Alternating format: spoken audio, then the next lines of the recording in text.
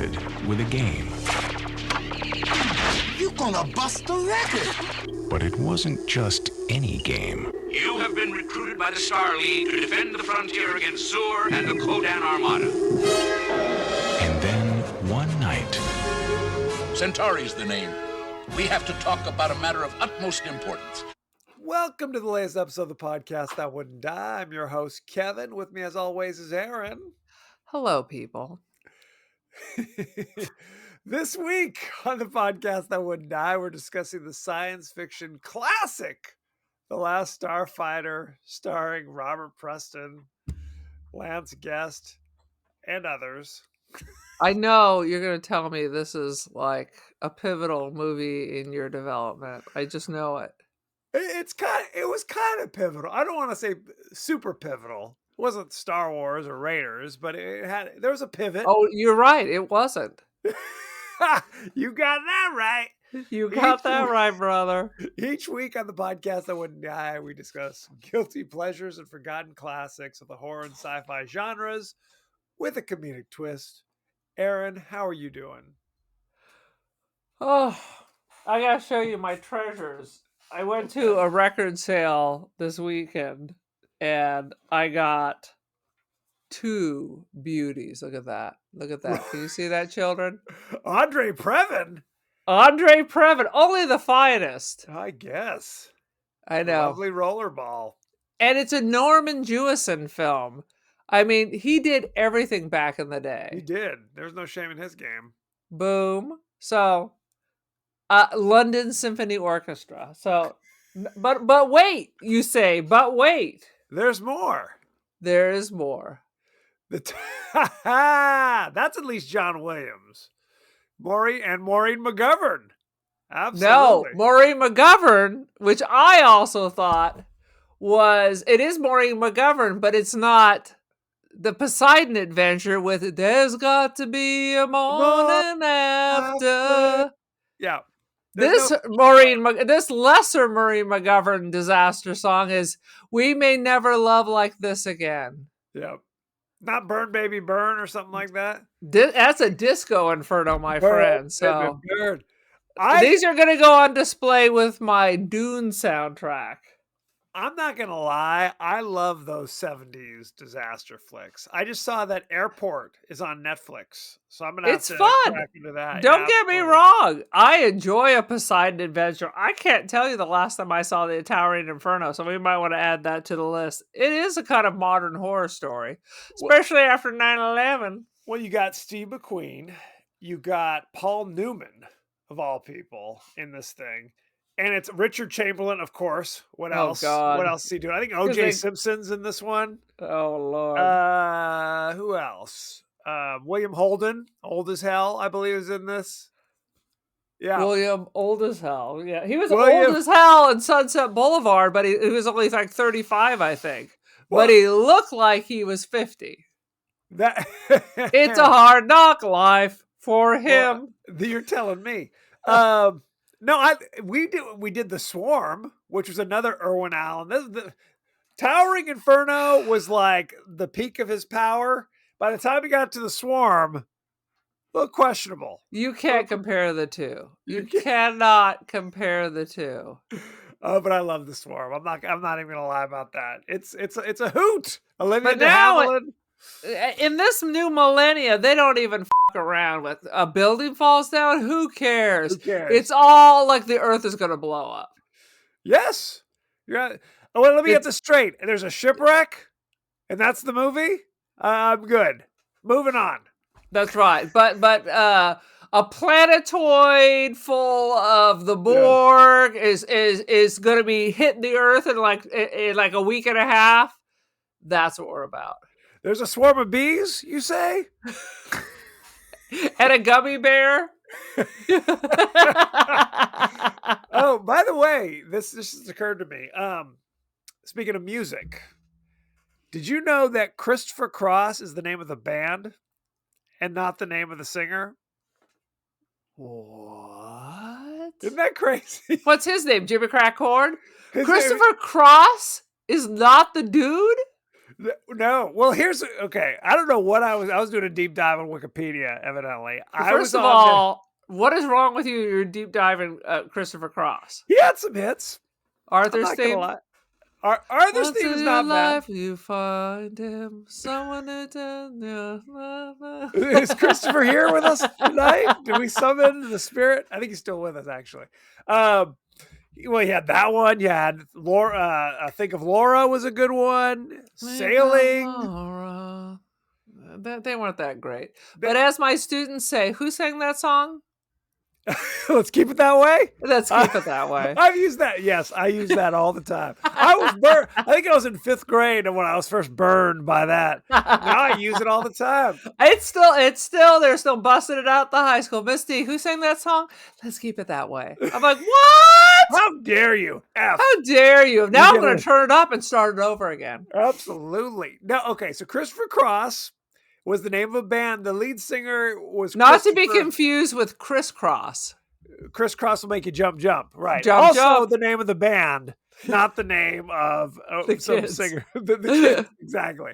Although I think both their first names were Chris, much like Christopher Cross. The lead singer was Christopher something, and for some godforsaken reason, they named the band Christopher Cross. I don't. What about Chris Christopherson? Does he play a role in this? He does not. That's a Chris. That's a Chris. But when they were starting out, they were Christopher Cross as the band. But then for some reason, record producers were like, oh, damn, we want to sign you, lead singer. And we're now going to just call you Christopher Cross. And he's like, whatever. And it's a sad situation because when he kind of leaped to power was also the time MTV started to come up. And he does not have a face made for MTV. So it was like a quick peak and a quick decline. Poor Christopher Cross. No. Very sad. Yeah, he has a face for radio. Come on. It's a thing. I mean, it's easy listening. It's easy. And again, I'm not judging, but it's like if they took the lead singer of Jethro Tull and said, Jethro, you're now Jethro. Okay, your name is now Jethro, and you're a solo act. You're like, dude with the flute, with the rock flute. That's you, man. That's you. You are now, from the rest of your life, you are now called Jethro Tull. So, hope you... But that's cool. I mean, not to. Well, we are besmirching him, but let me just put 2 words out there. Yes. Air Supply. I love Air Supply. Don't get me wrong. I loved Air Supply, but there was never a moment in my life where I'm like, I kind of have a soft spot for that little teeny tiny elf and dark-haired leprechaun. Little Australian leprechaun, yes. Don't get me wrong. And I have seen them and sung along like I was being beamed up by my chest by aliens. I was like, oh, I was just singing full force their songs, but my eyes were closed because I don't need to see that. They're not attractive. I saw them in concert as well with Rick Springfield. So it was, yes. Oh, they're coming with a Little River Band here, but it's not the Little River Band. Like, I guess one dude played with them in the 80s and then sued them. So he has the name. So the real Little River Band apparently is traveling around with some other strange name. Well, on some level, as long as the lead singer is involved in some way, or at least a sound-alike in the case of Journey. In the case of Journey. I also picked up a Journey album during my weekend. Oh, I love Journey. But let me tell you this about Air Supply. On Twitter, somebody posted one of those things. It's like, what album are you listening to right now? Like one of those kind of threads that people respond to. And everybody was like, I'm listening to Pink Floyd. I'm listening to Led Zeppelin. I'm like, serious shit. And I responded with I'm like, I don't care. Air Supply, what? And everybody's like, I kind of like Air Supply. Say something else. Everybody else they all responded with, you know what? That is a good album, actually. And I will tell you, I would go see Air Supply, but I saw them 2 years ago at the county fair for free, and now they want $100 a ticket. No can do. Now, I will say this, and I've said it before. Your band has to have at least like 8 hits if I'm going to fork over money to see you in concert. If you have the unfortunate Toto situation. Toto has about 5 or 6 hits. So I mean, 3.5. 3.5. That's a damn lie. That's a damn lie. You got Hold the Line, Rosanna, you got Africa. You know And- I won't hold you back now. I've never heard that song The in my life. love we had just Are you can't. just riffing? Is that This like is- a made-up song? That is a real. They had at least one other song. As I But- said, 3.5, but they played for an hour. Literally said, okay, now this is the part where you guys all sit down and relax. And then when they're about to play a recognizable song, they're like, all right, everybody up. Here comes Rosanna. And I always wonder about Rosanna because we're 10 minutes into the podcast. We have not talked about Last Starfighter at all. That's all That right. being said, Rosanna is sung by a different person than the person who wrote it. This is a confusing thing for me. And you know, it was written about Rosanna Arquette. Correct. And she's in the video. And she's in the video. So it's a weird. So am I singing about your girlfriend, or did you write a song about my girlfriend? Whoa. You mean, I thought it was the lead singer. He did not write that. He's singing about somebody else. That's my question. Wait, is it a question or a statement? Either one. So do you know? I don't know the answer. Oh, I don't know the answer. It's got to be the lead singer. You're just pulling stuff out. What if he really cured cancer? No, he didn't write. The lead singer did not write the song. Oh. So it's either the lead singer singing about somebody else's girlfriend, or, hey, why are you writing a song about my girlfriend that I'm going to sing about? Well, then who the wrote it? I mean, another member of the band, like the guitarist or somebody. Well, then we can always talk about how that song in Africa are almost identical. So we can do that too. Okay. We got to move on. I'm Dude, sorry. I remember walking into a record store and asking for Toto and getting my 8-track. So did you say Toto? Did yes, you really hit man, that second T? And literally the man was like, "Oh, Toto, here you go." Literally mocked me to my face. As he and should. And I think I was like 13 years old. So that's when I knew record store people were bad. That is true, though. That is true. Now, give us your 30-second synopsis of The Last Starfighter. For the name of all, it's decent and holy. I mean, it's produced by the people who did Dallas.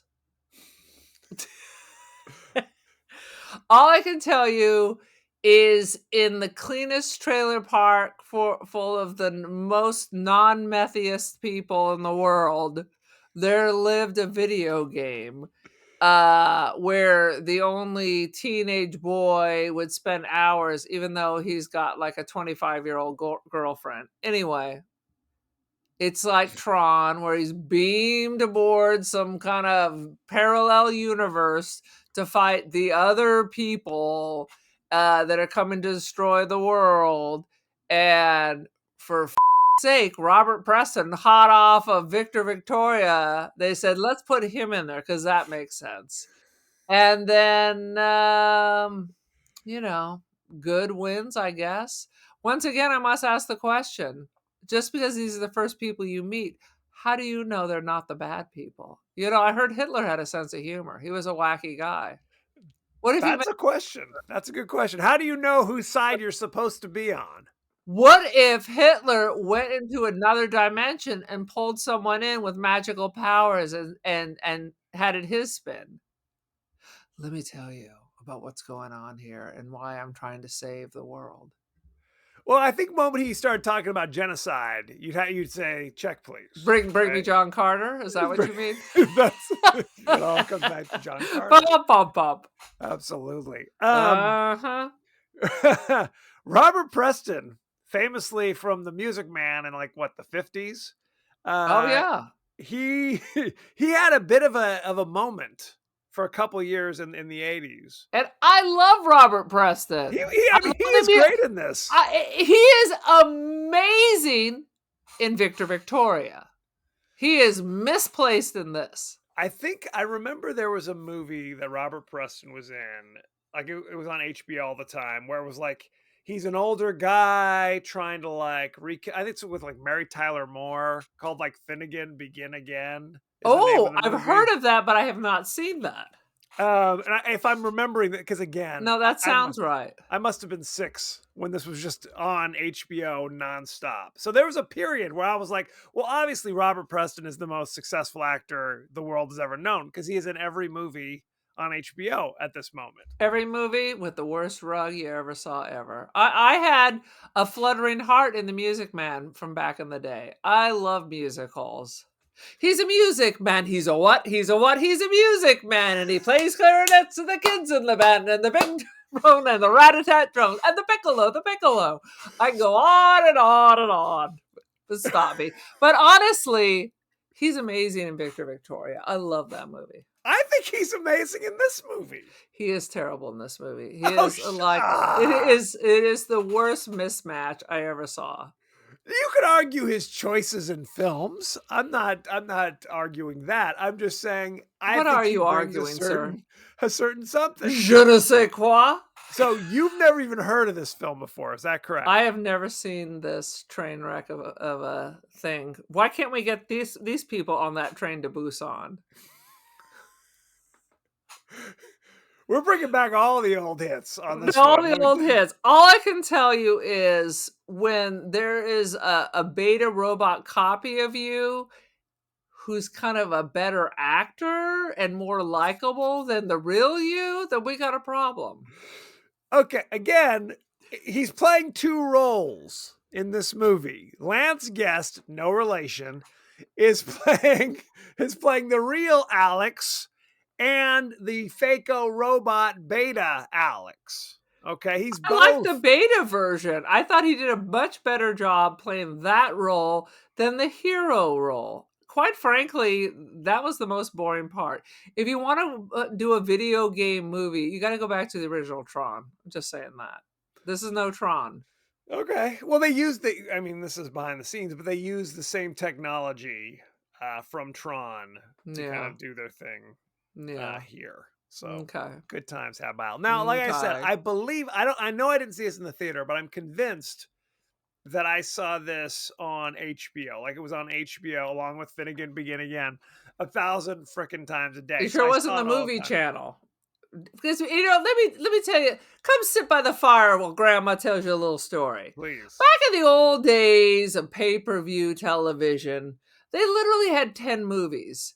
So you would literally see the same movie over and over. I mean, this is why I have time after time almost memorized.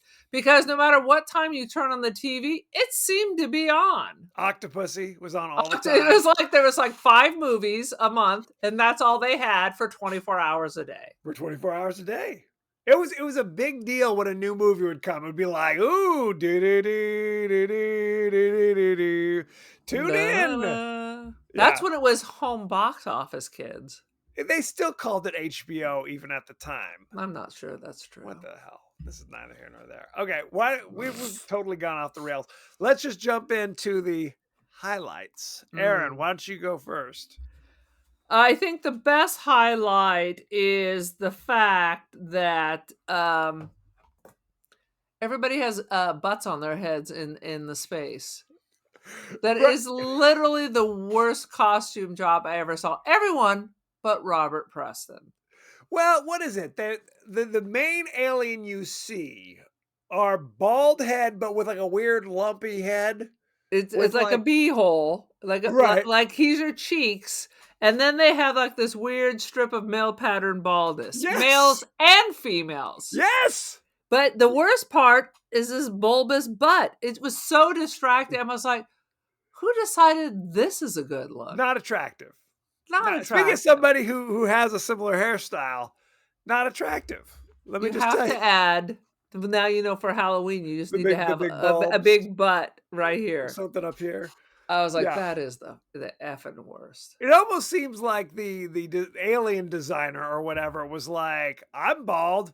I think all aliens should be bald as well, so I can fit in. Same people with John Carter, because all bald people are also sinister and very, very smart. That is true, though. I think we can all agree on that. I think you need to grow now that you're working that way. When it finally happens, you need to get a sinister mustache that you can twirl. I already kind of twirl it evilishly. No, it's like I have a beard, not because I consider myself a beardy person. I'm just a person who considers himself somebody who doesn't like to shave. So Oh, that's so what you this is eventually what you it's get. going to be this bullshit that I'm seeing around with the motorcycle people where it just grows a straight line down. No, Like your ZZ Top, but without the money. no. That is not what's gonna happen. I have some trimmers. I'm gonna get to it. It's not gonna be years later. I'm Rip Van Winkle or some shit hanging down. You're like, there's a bit of I'm an old steak over man. here. There's a French fry locked in there. There's whatever the hell you ate. There's a Lucky Charm stuck to the bottom. Save it for later. Little Save it surprise. for later.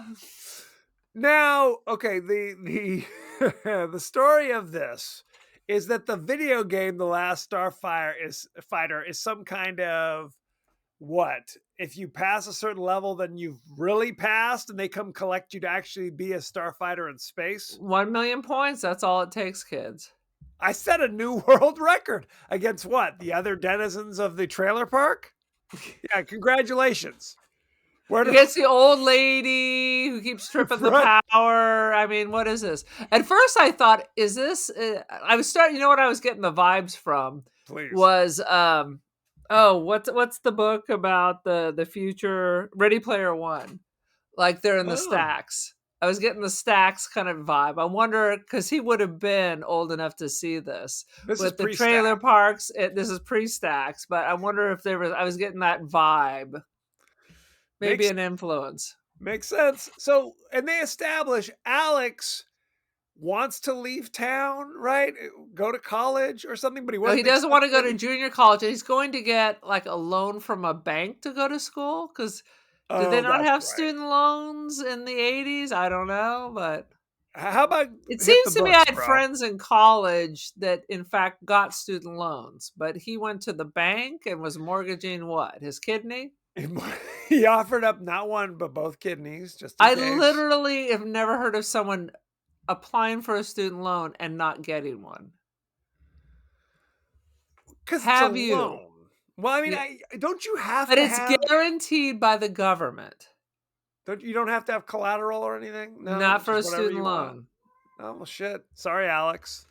Maybe this is Reaganomics, right? Back then, it was just like F off. You're on your own. Blame it on Reagan. It all goes back to that eventually. All goes back to Reagan. So rather than hang out with his hot girlfriend and I guess study so that he doesn't have to like beg for money to go to get a scholarship. How about that? No can Work do. hard, get good grades. How about that? How about that? They will give you a free ride. There's something happening in the back of your picture. Do you see? It's the effing cats. So you say, if you're not, guys, if you're listening There's to the podcast, got to be a morning after. It's the aliens are coming through the walls. It's an alien. It's the Conjuring. Something's happening behind it. Yeah, there's actually one behind me sleeping on my hat that I just got to go to Cruel World Music Festival, and the other one's here to just knock down the last of my pick. There it goes. Yep, there it goes. That goes all my makeup all over the floor, all my pictures. They already knocked down a $1,000 camera that now doesn't quite work anymore. This is all fun and games. That's why you don't want to own pets, ladies and gentlemen. Pets are children. They ruin you. Now it's pets or children. We're expanding. Okay. What's true is true. What's true is true. Very sad. So he doesn't want to hang out with his hot girlfriend who's dying to jump his bones because he's like, I'm grouchy, so I'm gonna go play Last Starfighter, the video game. And I kept thinking to myself, when they finally pick him and take him to space, I'm like, playing a video game is not like flying a starship. And I mean, it's like if I play like a pilot simulator or some shit, an airplane simulator, could I just grab the wheel of the car or the plane and fly it? Now I can land it. Jesus take the wheel? Is that how it is? Jesus take the wheel. That's what I'm saying. And I couldn't understand because they throw him. They're like, oh yeah, you're gonna be one of the starfighters. And then there's like a line of other weird, jacked up alien types. Why does there always have to be an octopus man? From the dawn of time through Star Wars through here, I'm just waiting for the next James Bond to then fight an octopus. Absolutely. Octopussy. It already happened. It'll be just a little bit different this time. She'll have like tentacles. Okay. And you think just anatomically, it would be difficult to fly the damn star when you're flapping around like tentacles on the controls and shit. You know what I mean? Crash into an asteroid or something with your weird tentacle fingers. It's like everything everywhere all at once. When you build a car, you're building it for a certain body type. Yes. But I love how all the aliens are completely human from the neck down. It's just their faces now have extra. we're doing a lot of side gags. Boom. Yes, that's a question. Oh, yeah. And once again, I'm staring directly at myself as I talk. This is a thing. Ladies and gentlemen, this is a problem. Whenever you record these podcasts, you see your little picture up in the corner, and narcissists that we are, all we do is stare at ourselves. Who's that girl over there? She's so pretty. Hi. Yeah. She's smiling back at me. Smiling back at me. Anywho, what I kept wondering is, why did they have to recruit a bunch of weird, freaky aliens to be starfighters? Why couldn't the bald head people be the starfighters? Because the few we saw are all that left because they're really bad people and all their people are dead. As we see later on in the movie, where literally they don't know what the hell they're doing and maybe they don't have a right to survive. So saying, when it comes down to, there's a lizard man with a turtle hat and him are literally the last people on this planet. He's the last starfighter. That's why. Well, who's the guy in the back? He's not a starfighter? He's a navigator. Grig, the reptile man. Hopefully he's not a navigator like Death Race 2000. Well, or maybe we do like that. I don't know. It's hard to know what his responsibilities are. Is he Goose from Top Gun, where all he does is look over his shoulder saying, oh, damn, they're coming up quick behind us. You better do something, Mav. I mean, that's all my he brings job. Look over there. Oh, shit, here they come. Is that your job? Could be. Who's to say? And by the way, spoiler alert, all the other starfighters are blown up.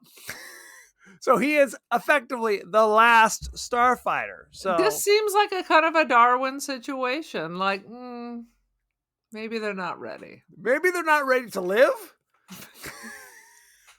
Sweet John Carter over here. Maybe you need to learn how to negotiate. Interesting.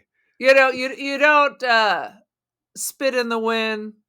You don't step on Superman's cape. Have you heard this? Of Jim Croce? You don't pull the mask off the old Long Ranger, and you don't mess around with Jim. Maybe First of all, not the old Long Ranger. He's the Lone Ranger, not the Long Ranger. What is happening? Good Lord. People are wondering what is happening. I'm just lucky I managed to pull all that out of my ASS. Oh, sweet Jesus. So the bald aliens are recruiting aliens from all over the place to be their starfighters. And I guess people are just volunteering. Like they're going to Ukraine. Yeah, like, why? I mean, I understand going to Ukraine, but what's the point here? And I love how none of the starfighters are their people at all. That's what I was saying. They're all tucked away. They're literally just hiring mercenaries. Well, then I don't see them offering them money. They didn't say, here's your paycheck. I see them going to different planets kidnapping people. That's what they did.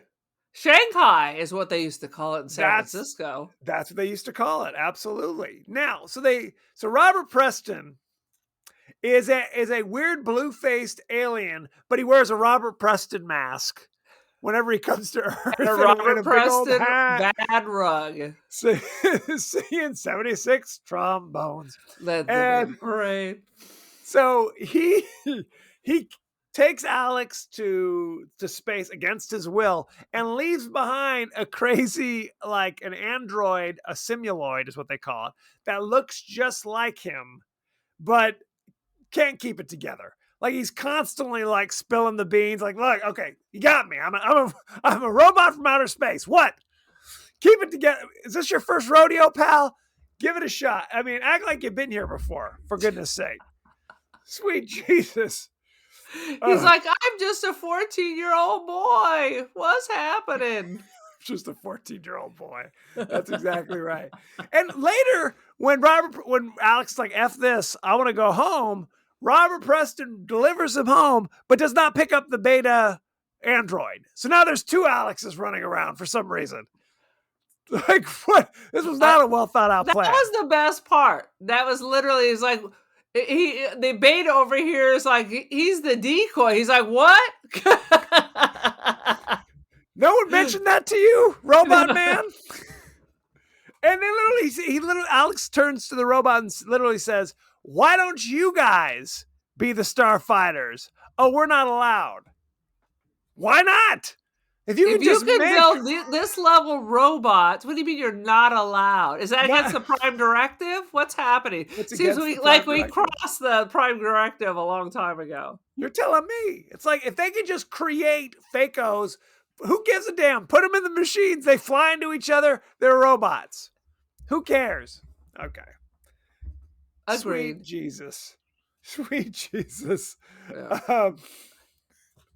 Did you notice that Alex's little brother had a big stack of porn that he was constantly rifling through in his bedroom?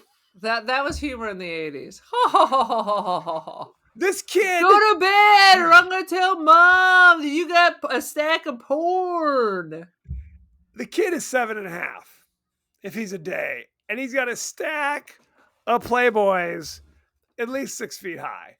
And it's like, first of all, does he buy them himself? Did he find them in an old box in the woods? Which is how most of us found porn back in the day. Or in our Uncle bathroom.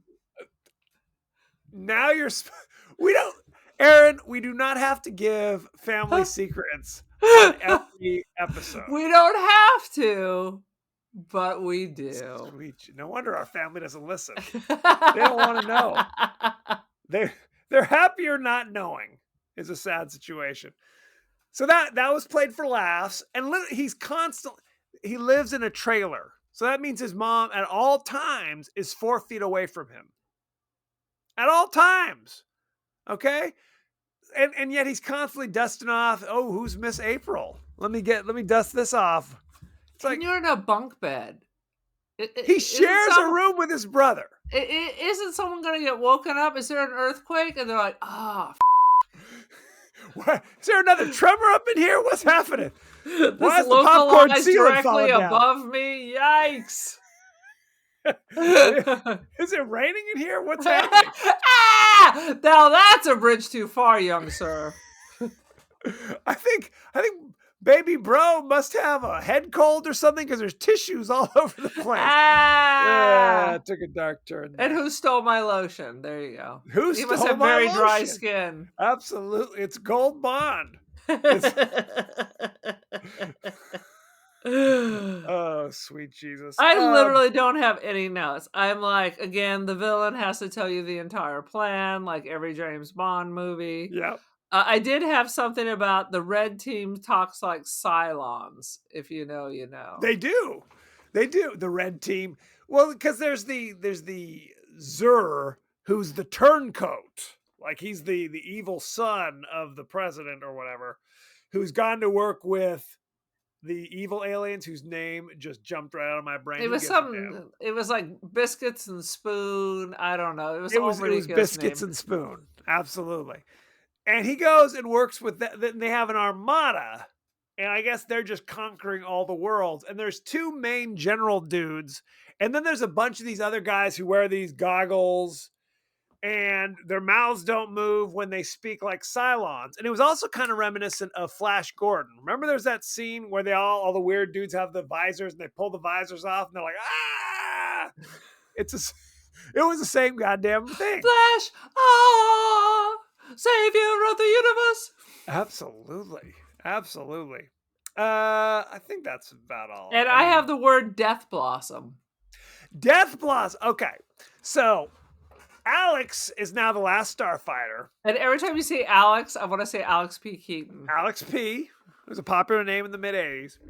He is all the other We have to talk. Starfighters, They were all aliens. because the dude shot meteors at the base, and like everybody was killed except not everybody was killed, but all the other Starfighter. I keep saying Starfighters. That's something else. The That's Starfighters a are, different movie, direct to video. and Alex only survived because he said, "F this, take me home." Okay, and the only reason he comes back is because the bad guy sent a weird, crazy-eyed assassin to shoot him. So now I Once was like, well, again, damn. it looks like a terrible Star Wars dude from the bar, right before Boba Fett rolls up. There's some of that. There's some dime store Halloween mask vibe. I Yeah. mean, there's some stuff going on here. So then he's like, well, F it. I guess if they're sending people to kill me, I might as well go back and become a starfighter after all, I guess. Yeah, he looked like a catfish on, once again, a human body. And the evil alien assassins were called Zandozans. I remember that because it Dude, was that such a sounds like something ridiculous out of name. Barbarella. It probably A was. Zandozan doesn't make love. A Zandozan is love. No one remembers Barbarella, by the way. Well, that's just a little fun thing for the kiddies. Just a fun If you thing we know, do you here. know. If you know, you know. Any other thoughts and feelings on The Last Starfighter? Dude. Oh, God. It took everything in my power just to give full attention to this. Well, they call it a space opera. Like, it was clearly supposed to be kind of a Star Wars thing, where it was like going to spawn, like, continue. Because he comes back after he wins the day, comes back to Earth and grabs the girlfriend. The girlfriend's like, I don't know if I want to go to space. I was going to go to community college, get a couple credits, work at the Applebee's, get my MRS, and away we go. And away we go. So eventually she agrees to come. And of course, Robert Preston, who was shot to death earlier by a Zandozan, he's cool. He's like, I'm back. And I'm putting my Robert Preston mask back on. Hey. How come none of the other aliens put on a Robert Preston mask? How come it wasn't a whole planet of Robert Preston? And once again, why would they get someone from another planet to be the intermediary? Who are these people? Oh, do you think they're the United States and they just make all these other people do stuff for them? That's what they Is this do. A political statement? Is this anti-Reaganism? I think you just made a political statement. I don't know if the movie's trying to make a political statement. But sweet Jesus.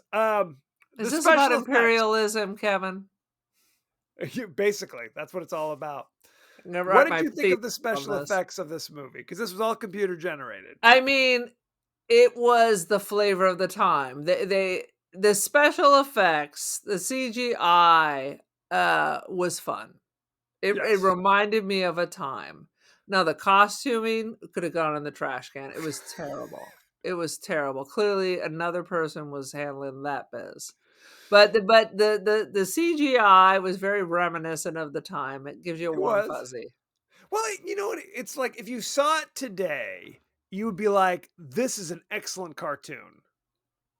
Is really what you'd say. You'd be like, "My goodness, the animation on this cartoon is out of sight." That's what you would probably say if you saw it today. But sadly, it's not a cartoon. It's well, but it was cutting edge for the time. Yeah. For the time, it was cutting edge. Now there are some. It's not as slick Rick as Tron. I'm going to go back to that because I think Tron's that was very really different, though. Tron is like a totally make believe world where it's like, it's supposed to be like you're in a computer. You know what I mean? Where it's supposed to be you're out in outer space, and we've already seen other movies show us what outer space is supposed to look like. You know what I mean? So I hear what you're saying, but it still has that kind of vibe of the time. So it's reminiscent. So I don't know what an outsider, someone who didn't exist in that time and space, I'm sure that it was like when we were talking to those people about Jaws. They're like, people now just laugh at it. I was like, that is offensive to me. What? How could they?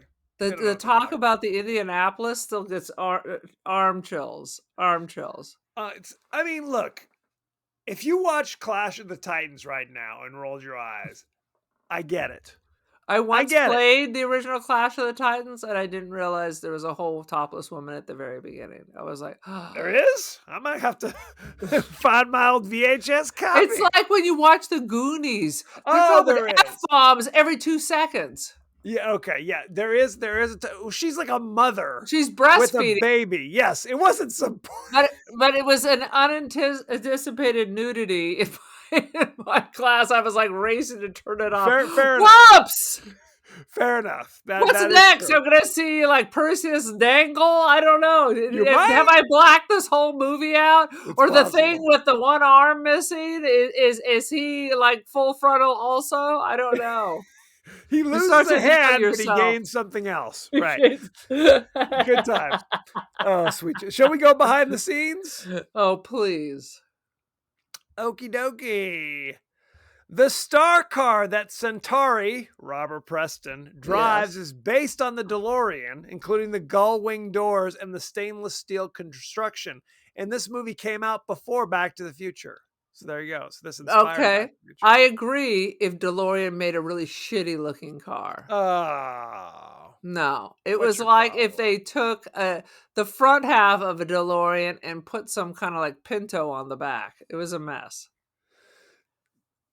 I disagree. Dude, okay. I remember, because I'm a little bit older than you, I remember going to like a club and there'd be like a DeLorean parked outside and people would literally be standing around it. And this is before Back to the Future. People would be like, what the... I mean, it caused a crowd when you saw a DeLorean when they first came out. It was a thing. It was a thing. Oh, no question. No question it was a thing. The scenes with the beta unit, okay, where it's the Fako robot doing his thing on Earth, were so popular with test audiences. See? They went back and filmed additional scenes with the beta unit. But here's the problem. I just think he had that character had all the personality. This Last Starfighter, you didn't know anything about him. He was the robot. Well, the beta character is basically comic relief. So of course it's like when it's done right, it's kind of funny. It's kind of funny, but I'm just saying his serious character, you really don't know anything about him. He doesn't really have any personality beyond broody. And I guess that's a thing where you're like, you don't want your main character to be very angsty. You know what I mean? It's like, I understand. Give me a reason that you're angsty. Right. I mean, you are living in a meth-free trailer park. That is true. Everyone sees happies. Even the bullies seem like poor. Damn it. I mean, even the bullies seem poor. It wasn't like it was James Spader picking up your gal in his Ferrari. He had a fancy new truck, though. But he looked as poor as the rest of them. Come on. Well, he wore a cowboy hat, so who knows? See, there you go. I don't know what that means, but... It's not a mark of quality. Unless you are an actual farmer. That's true. That's true. So the beta unit was test audiences loved it so much they went back to shoot it. However, Alex, the guy Lance Guest, had already cut his hair for a different role. So when they brought him back, if you're paying attention, and you don't even have to look that close, his hair is obviously a wig. In like half of the scenes where he is. His hair did look completely different. I thought that was just them trying to make it like the beta was slightly different or something. He was slightly different. That is true. What else? They clip something on Alex's like lapel. Yeah, the translator. Yet later in the movie, he gets into his astronaut suit.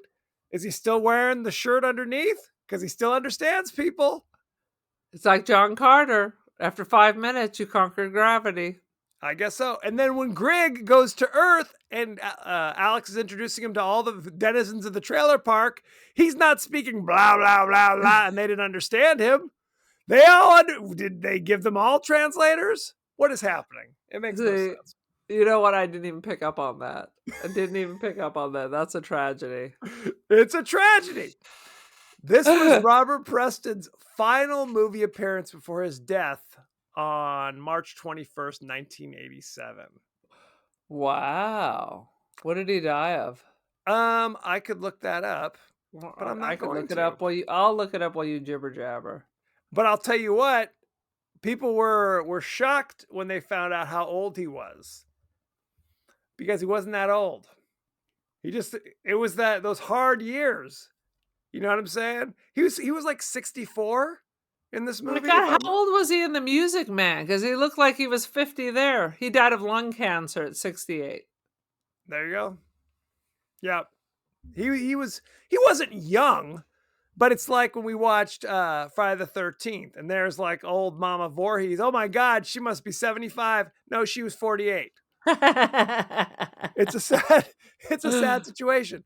Robert Preston and Dan O'Herlihy, who played Grig, had never met before this movie. So when they introduced themselves, um, Robert Preston said something like, "Oh, of course I recognize you because you have one of those faces," even though he was in full lizard gear. So there So you go. the Music Man came out in 62. 62. So this is So, like and just he over died in 20 years early. 87. So he was 40 Early something. 40s. Yeah. I don't know. I guess he looked about that age. This movie has many connections to the Halloween franchise. Oh Lord, tell me. Sure.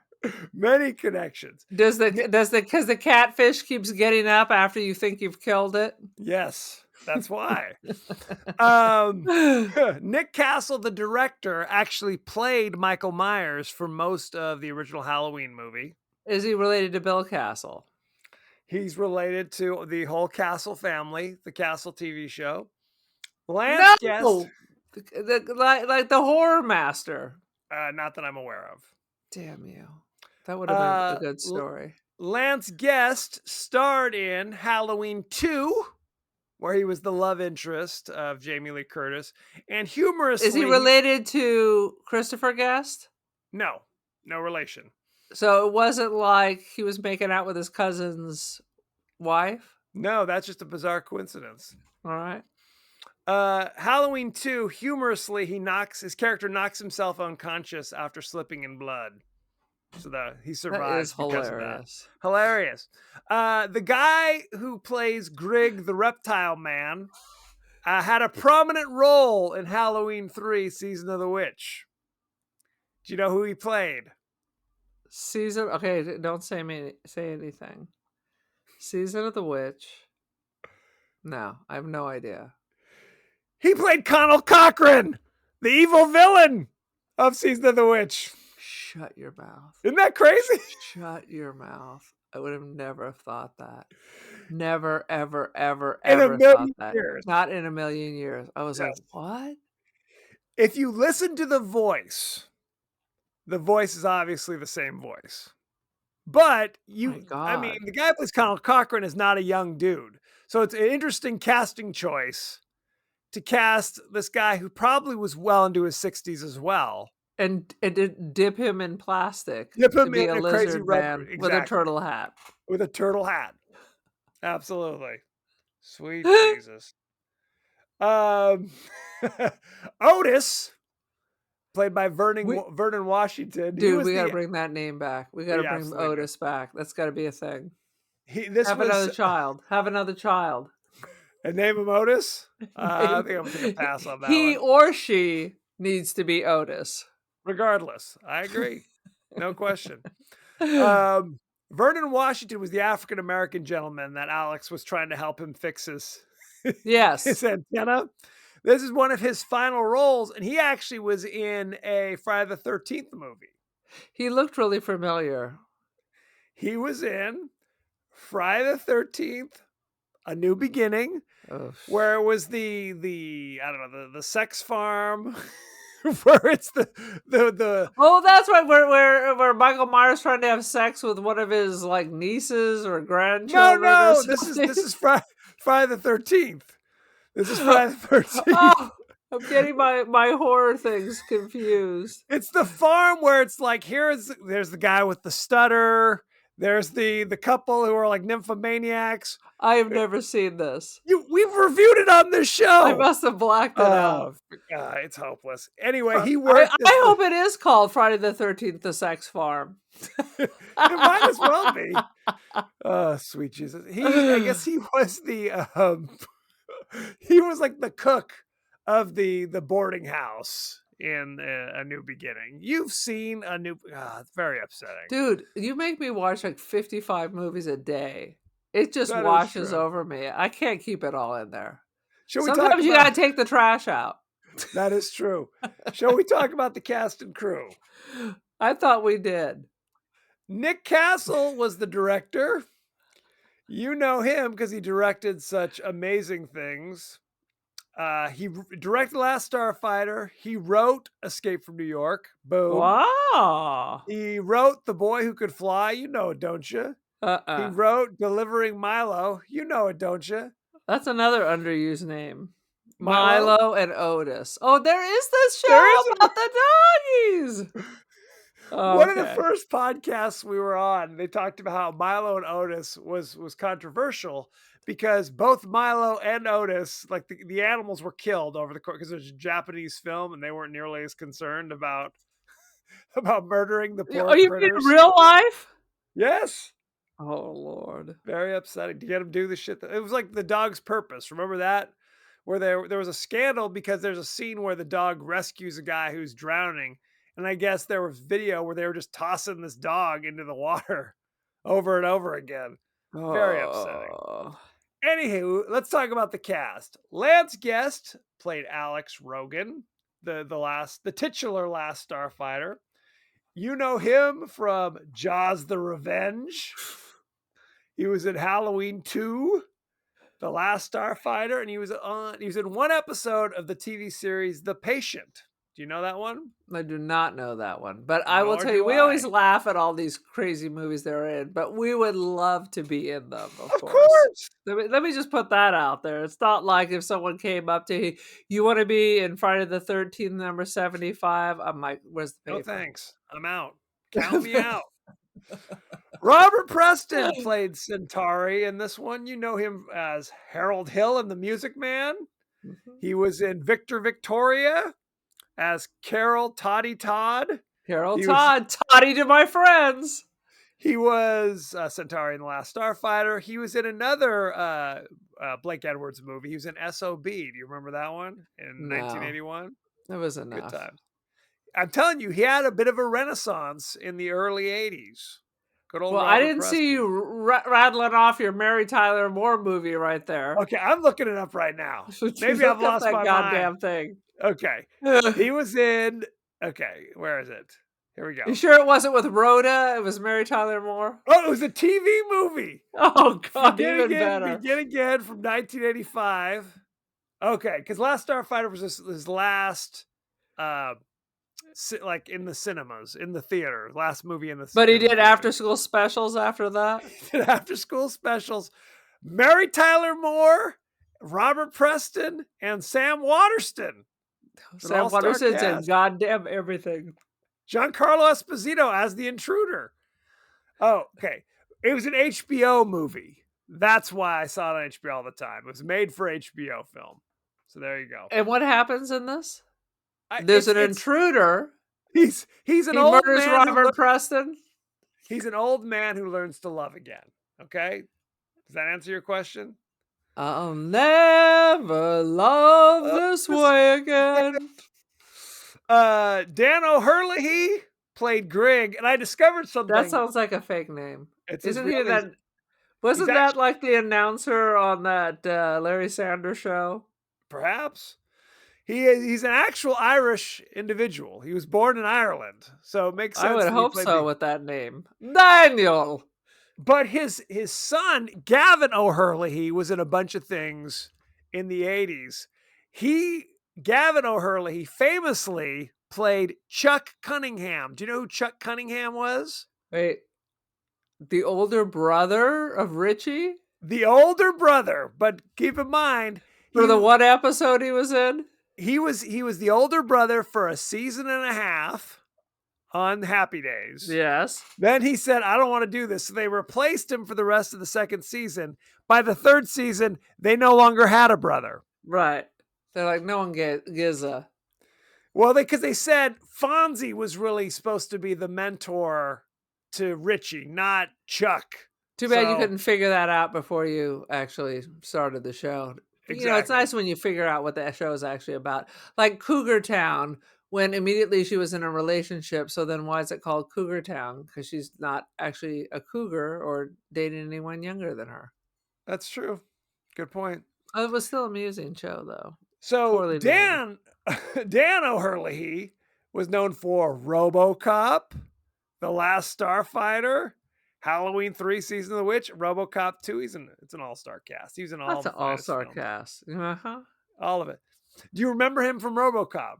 Who was he in RoboCop? He was the old man, the guy who was in charge, like the CEO of the company. Oh, yes. Yes. One more I want to talk about. Catherine Mary Stewart played Maggie, the love interest. You know her from The Last Starfighter, Weekend at Bernie's, Oh, Lord. You The know, I've never Apple? seen that. and Haven't seen The Apple either. The Apple is a musical, which I've heard is an absolute train wreck. It's an absolute. You got to check. It's right up there with Cats, the new movie with the Jellicle Cats come out tonight. The Jellicle Moon is that whole movie is just a train wreck. It's The play was a terrifying. train wreck. Intermission. I'm wandering, going, what the is going on? Catherine Mary Stewart, most famously, to me at least, was the star of Night of the Comet. Boom, which we also discussed on this show. Do you remember her on Night of the Comet? No, but I remember Night of the Comet, so we're halfway there. She was the older sister, Reggie. Oh, With when they're reunited later on. Yeah. I don't appreciate your attitude. Missy. Yeah. Let's go check out the rating. Are you ready? Go. The Last Starfighter currently 76% certified fresh on Rotten Tomatoes. What the audience gave it? 64. 70. Oh. Boom. Let's check out the top critics, shall we? And of course, there we go. Gene Siskel. A script that wisely stresses the human over the mechanical. The result is a hugely entertaining adventure film. Indiana Jones could use some of the heart and soul in this picture. What? 5 out of 4. Oh, God. Now I know which way my review is going. I was going to give it some points for nostalgia, but now I'm going to go just rip the fucking throat out of this thing. Roger Ebert. The special effects are competent. That's my man. That's my man. The acting is good, and I enjoyed Robert Preston's fast-talking The Music Man reprise and the gentle wit of Dan O'Hurley's Extraterrestrial, but the final spark was missing. 2.5 out of 4. Boom. That's a review. That's a real competent. They did a journeyman's work on this film. They were paid to produce a product, and they did that.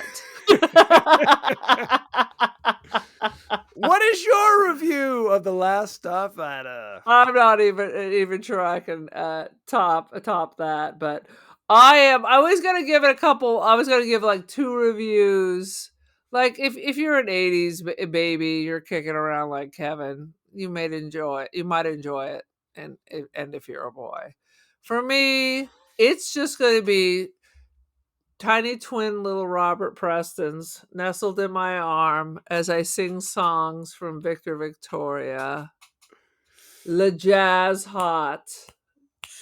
So what is your rating, for God's sakes? Let's dismiss it. 2 baby Robert Prestons nestled in my bosom out of 5. Okay. That's not as bad as I thought you were going to go for. I mean, I can see the nostalgia. I did like the robot. It was fun to see the 80s special effects because they did a good job. They used it where they needed to use it, But unfortunately, they did not do the same with the costuming and the human special effects. It was distracting and stupid. I mean, my biggest issue with the CGI, and granted, I cut them a lot of slack. This was the best they could do at the time, is that there weren't a lot of like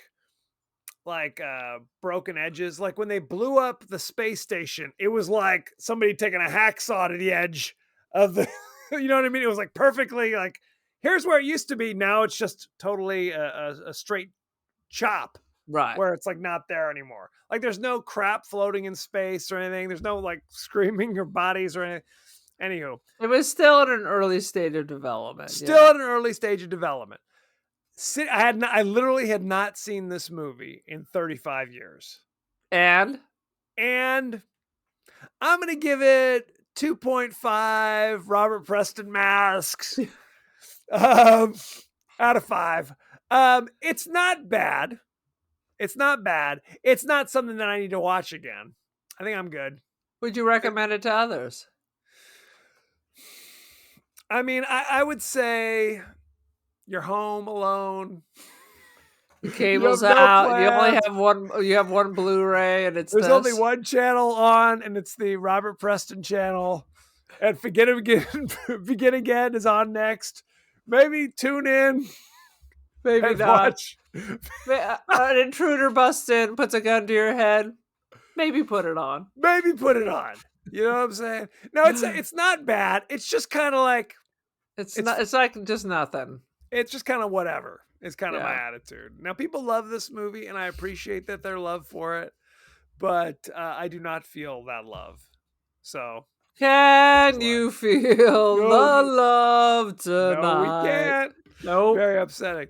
So, thank you very much. Go to our page on Twitter at TPodcastTWDie. We're on Facebook. We're on Instagram. We're on TikTok. We're on YouTube, for goodness sake. So if We you're watching are this again on YouTube.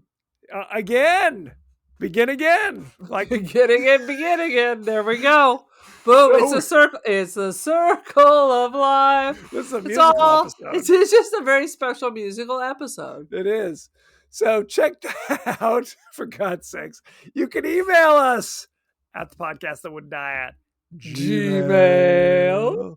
We're on Apple Podcasts, Spotify, anywhere the finer podcasts are available. So like, share, rate, and review. By the way, go to our TikTok, Instagram, Facebook, Twitter, Stuff. and look for our reels, our WTF videos. Hours of fun for the whole family. That's all I'm going to say.